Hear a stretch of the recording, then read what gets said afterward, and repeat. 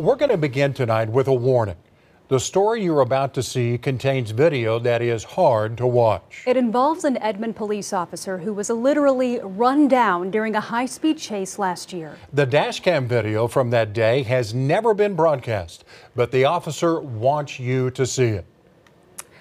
He also wants you to hear his story because it helps explain how he survived what no one expected him to. We're southbound at 40 miles an hour right now. Southbound 40 miles. Just pulled out of the TBI. He's coming back northbound. We have an officer down, start medical quick. I want everybody to know the truth about what happened. Speaking publicly for the first time, Sergeant Joseph Wells says he does not remember anything from the day he was nearly killed by an out-of-control driver. He has not seen the dash cam or body cam video from that day. Do you want anyone to see it? I do want everyone to see it. Show me your hands! Hands! Get out of the car! As I'm driving, there was a truck on the shoulder doing about 100 and, I don't know, so miles an hour. And he stops there and he just starts running into cars and just starts pushing them out of the way. I mean, it was like a video game, and this keeps going for stoplight after stoplight. I've never seen anything like that in my life. Joel Crawford had no idea what was happening. I'm sitting there and Joe and two other cops passed me because I remember him because he's like a monster on this little bitty motorcycle, and he drives by me in the middle of the intersection with the lights on and stuff. Joel will soon be face-to-face with that muscular officer on that little bitty bike, the unlikely beginning of a life-saving moment, an unshakable bond between a former combat medic and 16-year police veteran and Marine. As I topped the hill, it was just like chaos, like everything had completely changed from what it was. Joe's bike was in 1,000 pieces. There was an officer pulling the guy out of the car. He didn't care at all. He looked sober, he looked coherent, he just didn't care. And there were two officers in the trees doing something. There's no body that was on the bike anymore. Instinct and training kicked in. We're going through the trees, they're yelling his name. He was literally 100 feet from his bike, knocked through a bunch of trees in a creek. The officers and we tear his clothes off. I thought he was dead, honestly. He wasn't breathing, he was it's like kind of a snoring sound. That loud, audible noise can be heard in this video. It is overwhelming, and we are muting it. The sound of a man dying. Sergeant Wells is literally fighting, gasping for life.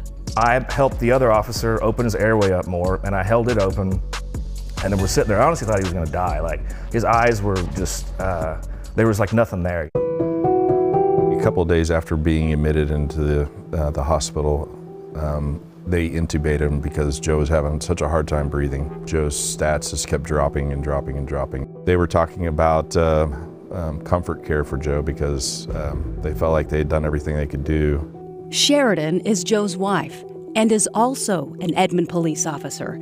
Joe's attorney advised her not to speak on camera. A nurse happened to be treating another patient in the room next to Joe in the ICU, and overheard a conversation what Joe's status was, and he made the recommendation to Sheridan that she should ask about ECMO. ECMO, the artificial life support that would be Joe's last hope after 9 days on maximum life support.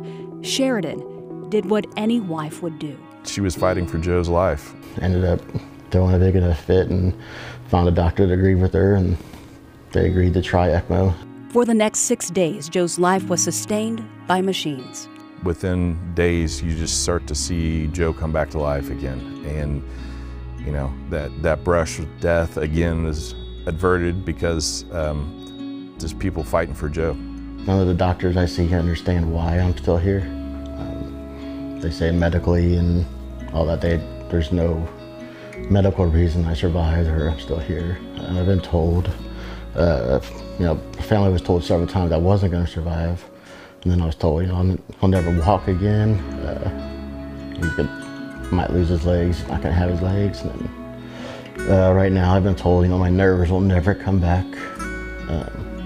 But they seem to have little twitches here and there like they might want to come back. Joe spent months in the hospital and rehab and has undergone countless surgeries.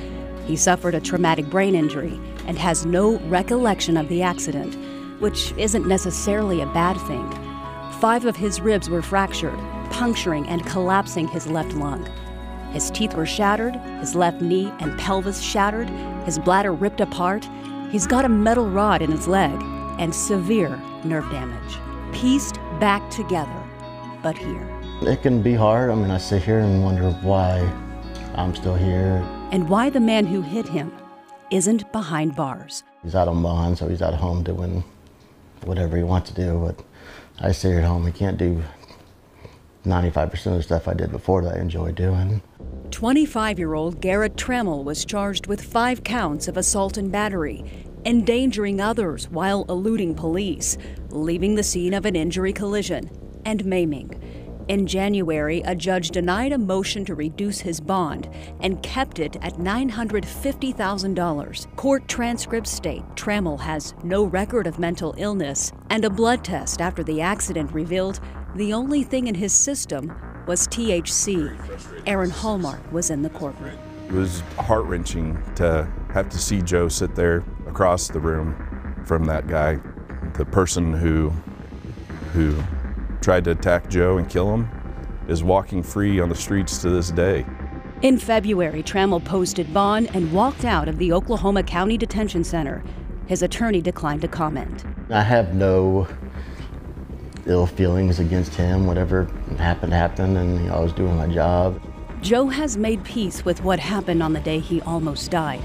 But what he's not come to terms with is his future. Nobody really knows how much more I'll progress, because I really didn't think I'd get this far. His employment, if he'll be forced to medically retire. I don't know what my status with the police department really is. His battered dignity.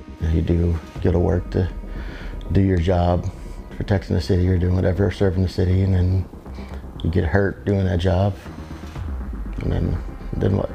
As the criminal case against Trammell makes its way through the court system, Joe has filed a civil suit, and therein lies another unknown. The city and the insurance company has a stake in what I might get civilly through that. An Oklahoma law passed 10 years ago gives the city of Edmond and workers' comp insurance the right to take a portion of any winnings from that lawsuit. The law was touted as workers' comp reform. If you ask Joe, that reform does not benefit the men and women in uniform, those who put their lives on the line, serving and protecting a state that in this case may not be protecting them. That Oklahoma law was ruled constitutional. Join me tomorrow night at 10 as we track down how such a measure even became law in the first place, who was behind it, and what is next for Sergeant Wells.